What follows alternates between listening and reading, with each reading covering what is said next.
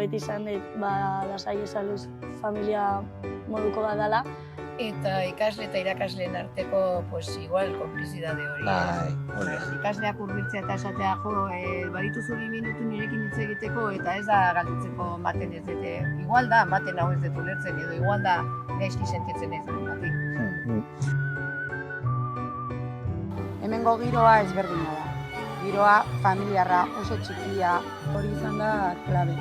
Eskolako parte sentitzen zara... Familia bezala. Familia bezala, bai. Gusten dezun tokian, seguro eta lasai egotea, bai, beraiek eta bai.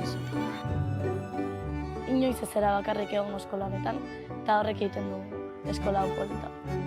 Eta esaten dute, jo, ni mendikan dela 5, 6, 8, 10 urte jo nintzen, eta hor niretzat mendikan nire etxea da, ez? Beti familia izango da eta etxea izango da.